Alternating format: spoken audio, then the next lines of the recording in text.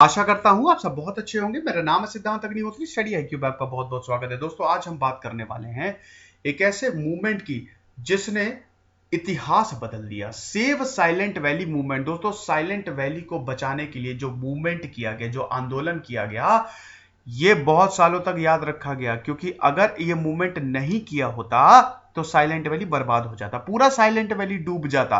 क्योंकि सरकार ने तो ठान ली थी कि इस वैली को हम बर्बाद कर देंगे, डैम बना देंगे और सारे एरिया को डुबा देंगे। इसी साइलेंट वैली मूवमेंट के बाद साइलेंट वैली को एक नेशनल पार्क बना दिया। और एक बार अगर आपने नेशनल पार्क बना दिया तो किसी की हिम्मत नहीं है कि उस पार्क को छू ले, कुछ भी उस पे हानि हो, क्योंकि यहां पे सरकार तो नजर रखते ही है, सरकार की संपत्ति होगी ना। दूसरी चीज, बड़ी बड़ी इंटरनेशनल ऑर्गेनाइजेशन भी नजर रखे रहते हैं। तो ये सब कुछ इस मूवमेंट के बाद हुआ। बहुत ही ज्यादा इंपॉर्टेंट है एग्जाम पर्सपेक्टिव से भी और इन्वायरमेंट से भी, इन्वायरमेंट पर्सपेक्टिव से भी। दोस्तों अक्सर क्या है कि हमको लगता है कि इन्वायरमेंट जो है वो खाली एक वर्ड है, इकोलॉजी वर्ड है। ऐसे तो हम बहुत कुछ बोलेंगे लेकिन कुछ करते नहीं है। आपको बता दूं, हाल ही में हमने नमूना देखा। पिछले साल 2018, अगस्त 2018 में केरल में जो बाढ़ आई थी वो एक नमूना था, एक वार्निंग थी। इतने सालों से बोला जा रहा है कि वेस्टर्न घाट्स को बचाओ, वेस्टर्न घाट्स के पेड़ मत काटो, सारी रिपोर्ट्स में बोला जा रहा है, लेकिन कोई मान नहीं रहा है।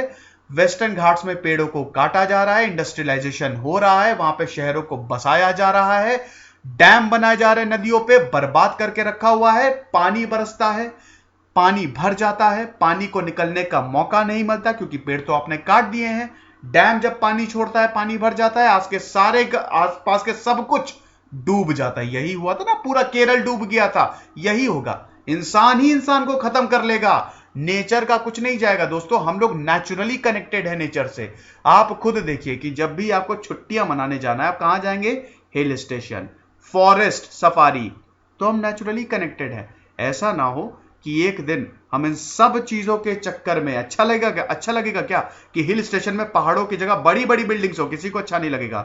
सारी चीजों के चक्कर में खुद का ही नुकसान कर बैठे। सोचना पड़ेगा, इंपॉर्टेंट बात है। @reconnect मेरा फेसबुक पेज है, सिद्धांत अग्निहोत्री मेरी फेसबुक प्रोफाइल है। लेक्चर की पीडीएफ लीजिए, हिंदी में भी पीडीएफ अवेलेबल है दोस्तों। अच्छा खासा कलेक्शन है। स्टडी आईक्यू के ब्लॉग्स आप विजिट करिए और वहां पे जितनी भी फैकल्टी जो भी लेक्चर लेती है उन सबका हिंदी कलेक्शन आपको मिल जाएगा।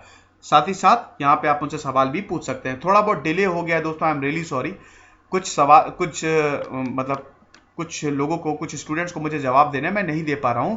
बहुत जल्द मैं सारी क्वेरीज क्लियर कर दूंगा। मैक्सिमम 2 दिन का डिले होता है, उससे ज्यादा नहीं।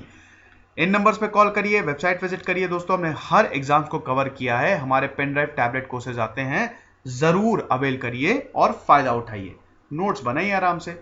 अब दोस्तों अगर हम साइलेंट वैली को देखें, साइलेंट वैली बड़ा ही खूबसूरत 90 स्क्वायर किलोमीटर में फैला हुआ नीलगिरी माउंटेन्स, जो कि वेस्टर्न घाट में है, केरल में। नीलगिरी माउंटेन्स भैया यूनेस्को ने वर्ल्ड हेरिटेज साइट भी बोल दिया है ना। बहुत सारी सुंदर सुंदर 20 से ज्यादा ये पूरी पर्वत श्रृंखला है जो कि नीलगिरी बनाती है। ददोबट्टा हाईएस्ट पीक है, ठीक है। तो दोस्तों ऐसा है कि वेस्टर्न घाट्स को आज से नहीं, बहुत टाइम से बोला जा रहा है कि इनको बचा के रखो। बहरहाल हम साइलेंट वैली की बात कर रहे हैं, तो साइलेंट वैली नीलगिरी में स्थित है। अब नीलगिरी, वहां पे पलाक्कड़ जो डिस्ट्रिक्ट है केरल का, उसी के पास साइलेंट वैली है। हुआ क्या था दोस्तों कि सरकार ने यह बोला था कि वहां साइलेंट वैली में 2 नदियां हैं, कांतीफूजा और भारतफूजा। तो कांतीफूजा जो कि नॉर्थ टू साउथ जाती है, इसके ऊपर डैम बना दिया जाए। डैम बनाएंगे, एनर्जी लेंगे, हाइड्रो इलेक्ट्रिसिटी मिलेगी। आपको एक और चीज बता दूं कि साइलेंट वैली का पौराणिक कथाओं में भी हमारे नाम है। साइलेंट वैली के नाम से तो नहीं है। पांडवों ने, महाभारत के पांडवों ने यहां पे शरण ली थी जब भैया कौरवों को वो सारा राजपाट गवा बैठे थे। तो भैया भगवान की भूमि को हमको ऐसे नहीं करना चाहिए। तो दोस्तों जो नदी निकलती है कांतीपूजा, वहां पे डैम बनाने की तैयारी थी। 120 मेगावाट पहले बोला गया था कि इस इलेक्ट्रिसिटी को हम जनरेट करेंगे। उसके बाद इसको बढ़ा के 240 मेगावाट कर दिया था। दोस्तों जितनी ज्यादा इलेक्ट्रिसिटी जनरेशन बढ़ता जाएगा, जितनी ज्यादा पावर बढ़ती जाएगी, उतना ही आपको डैम को एफिशिएंट बढ़ाना पड़ेगा और उतना ही ज्यादा आपको पानी का फ्लो भी बढ़ाना पड़ेगा। जो ये नदी निकलती है साइलेंट वैली, खूबसूरत नदी साइलेंट वैली में, इसके अपर स्लोप पे डैम बनाने की तैयारी थी। अब दोस्तों ऐसा बोला गया था कि ये पूरा का पूरा वैली डूब जाएगी, ये बचेगा नहीं, कुछ भी नहीं बचेगा। लेकिन सरकार का बोलना था नहीं नहीं कुछ नहीं होगा, परेशान मत हो, सरकार को सबकी पूरी चिंता है, ऐसा कुछ नहीं होगा, 10% एरिया डूबेगा, हम बोलते हैं। लेकिन जब बाद में स्टडी की, एक्टिविस्ट ने सीधा सीधा बोल दिया ये पूरा लोअर एरिया जो है ना वैली का, पूरी लोअर वैली डूब जाएगी, मत बनाओ डैम, हाथ जोड़ रहे हैं। लेकिन सरकार नहीं मानी, कोर्ट गए, कोर्ट से स्टे लगा। दोस्तों ऐसा है कि ये 1970 में केरल स्टेट इलेक्ट्रिसिटी बोर्ड ने यह फैसला लिया था। जब शुरू में यह फैसला लिया गया था कि हम एक डैम बनाएंगे, तो किसी ने नहीं सोचा था कि यह बहुत ही तेजी से काम होगा। ठीक है, सबको यह पता था कि नहीं नहीं ऐसा नहीं होगा और ऐसा होना भी नहीं चाहिए। लेकिन 1973 में प्लानिंग कमीशन ने इस पूरे प्रोजेक्ट को 25 करोड़ के साथ अप्रूव दे दी, हरी झंडी दे दी। यहां से दिक्कतें शुरू हो गई और 1976 में जब एक टास्क फोर्स बनी, टास्क फोर्स एनवायरमेंट की, जो एनवायरमेंट कमीशन की टास्क फोर्स बनी, वहां पे फिर यह बोला गया, ये जो रिपोर्ट आई उसके बाद, कि आपको डैम नहीं बनाना चाहिए। सरकार को यह वार्न किया गया कि बहुत बड़ी दिक्कत हो सकती है, वैली को नुकसान होगा। लेकिन सरकार ने बोला हम तो बिल्कुल बनाएंगे और 10% ही खाली नुकसान होगा, इससे ज्यादा नहीं होगा। दोस्तों ऐसा था ना कि 240 मेगावाट को 60 मेगावाट इतने यूनिट्स में बांटा जाना था, तो 20 यूनिट, और इन यूनिट्स को हर डिस्ट्रिक्ट में सप्लाई करेंगे, इलेक्ट्रिसिटी यूजफुल जनरेशन होगा, तो ये बेस्ट होगा। और उस समय एनर्जी की बहुत ज्यादा जरूरत थी। लेकिन दोस्तों वैली अगर डूबती, अगर ये डैम बनाया जाता और वैली डूब जाती, तो दोस्तों सबसे ज्यादा वहां के जानवरों को नुकसान होता ना। मैंने लेक्चर शुरू होने से पहले सबसे फ्रंट पेज पे जो फोटो लगाई थी, मकाऊ, इसको कहते हैं लायन टेल्ड मंकी भैया।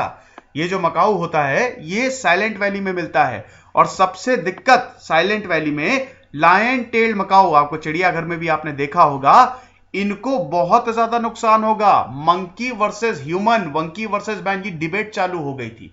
तो ये 1976 में इसने तूल पकड़ लिया, जब सरकार ने ये बोला कि कुछ भी हो जाए हम तो डैम बना के ही रहेंगे। और उसके बाद सबसे पहले तो वैसे ये इशू रोमुलस व्हाइटेकर ने उठाया था, एक कंजर्वेशनिस्ट, एनवायरमेंटलिस्ट रोमुलस व्हाइटेकर, जिन्होंने ऑलरेडी 2 पार्क इससे पहले ये खोज चुके थे, बना चुके थे। एक तो क्रोकोडाइल पार्क और दूसरा मद्रास स्नेक पार्क, ये दोनों पार्क बना चुके थे। और तब ये इन्होंने इशू उठाया कि अगर कुछ ऐसा होता है, डैम बनता है, तो प्रॉब्लम हो सकती है। उसके बाद सबसे बड़ा दोस्तों, अगर किसी ने रोल प्ले किया तो वो किया केरल शस्त्र साहित्य परिषद, एक साइंटिफिक ऑर्गेनाइजेशन 1962 में बनी। और यहां पे फिर मास मूवमेंट चालू हो गया, लोगों को बुलाया जाने लगा, लोगों से सिग्नेचर करवाए जाने लगे, जो जो इस मूवमेंट के अगेंस्ट हैं उन्होंने साइन किए। उसके बाद मीटिंग्स होती थी, अवेयरनेस प्रोग्राम चालू किए, सेमिनार्स चालू की, बहुत लोग थे इस ऑर्गेनाइजेशन के साथ, और भी बहुत ज्यादा लोग थे। इसने तो एक सोशल और पॉलिटिकल असेसमेंट के नाम से पेपर ही निकाल दिया था कि देख लो भैया, साइलेंट वैली में अगर कुछ भी दिक्कत आएगी ये हालत हो जाएगी। वैली को पूरी तरीके से एनालाइज कर दिया था कि डैम बनने के बाद क्या होने वाला है, और पॉलिटिशियंस को कोई कुछ नुकसान नहीं होगा, लेकिन जो नुकसान इकोलॉजी को होगा उसकी भरपाई कौन करेगा। लोग जागे। दूसरी दोस्तों, पोएट एक्टिविस्ट सुगत कुमारी, इनके पिताजी और इनकी माताजी दोनों ही फ्रीडम फाइटर्स थे। सुगत कुमारी हमेशा से ही एक्टिविस्ट रही हैं। इनकी जो पोयम थी, इन्होंने जो कविता लिखी थी दोस्तों, मारुथिनु स्तुति, ओड टू अ ट्री, भैया पेड़ सबसे ऊपर हैं, पेड़ों के लिए कविता लिखी थी। और दोस्तों ये जो कविता थी इनकी, ये सिंबल बन गया था, सिंबल ऑफ प्रोटेस्ट। जहां पे भी प्रोटेस्ट होता था साइलेंट वैली के लिए, इन्हीं की स्तुति गाई जाती थी। मीटिंग्स में शुरुआत इन्हीं की स्तुति से होती थी। मूवमेंट ने 1976 के बाद जोर पकड़ लिया था।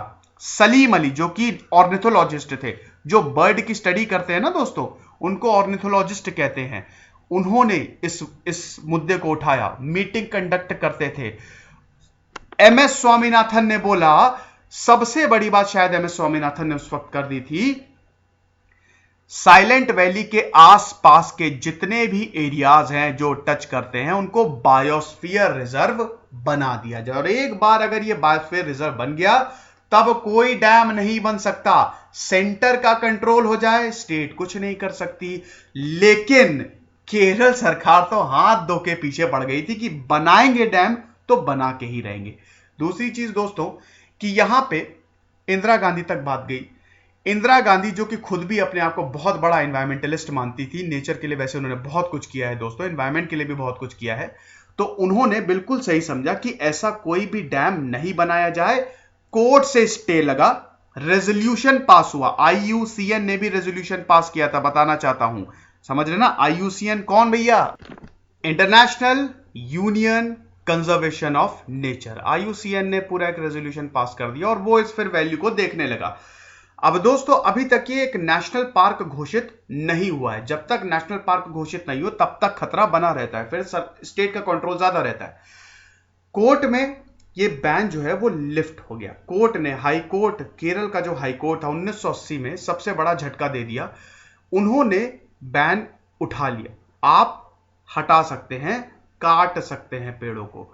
तो ये चीज हो गई, अब बहुत बड़ी दिक्कत हो गई। तो उस समय इंदिरा गांधी ने रिक्वेस्ट की केरल को कि प्लीज प्रोजेक्ट एरिया के वर्क्स को आप स्टॉप कर दीजिए जब तक पूरी तरीके से असेसमेंट ना हो जाए। तो दोस्तों फिर 1982 में एक बहुत इंपॉर्टेंट कमिटी बनी थी दोस्तों, MGK मेनन चेयरमैन थे, और इस कमिटी ने जो रिपोर्ट दी उससे सारा मामला शांत हुआ। इस कमिटी ने यह बोल दिया कि अगर यहां पे डैम बनता है तो बहुत खतरनाक चीजें हो सकती हैं।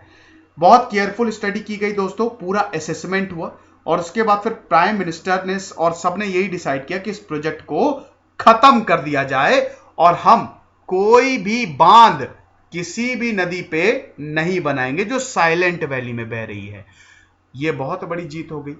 1984 को इंदिरा गांधी को असैसिनेट कर दिया गया और उसके 15 दिन बाद 15 नवंबर 1984 को साइलेंट वैली को एक नेशनल पार्क घोषित कर दिया। और एक बार नेशनल पार्क घोषित हो गया दोस्तों तो फिर आप कुछ नहीं कर सकते। नेशनल पार्क मतलब फिर तो ये सबसे ज्यादा इंपॉर्टेंट एरियाज हैं जिसको भारत सरकार जो है वो प्रोटेक्ट करेगी। अब भारत सरकार की संपत्ति है और उसमें फिर इंटरनेशनल ऑर्गेनाइजेशन भी नजर रखती हैं कि कुछ गड़बड़ तो नहीं हो रही है, क्योंकि भैया ये जो पूरी धरती है ना, वासुदेव कुटुंबकम, ये परिवार है और इनके जो हम नेचर को बचाना ये हमारा कर्तव्य है।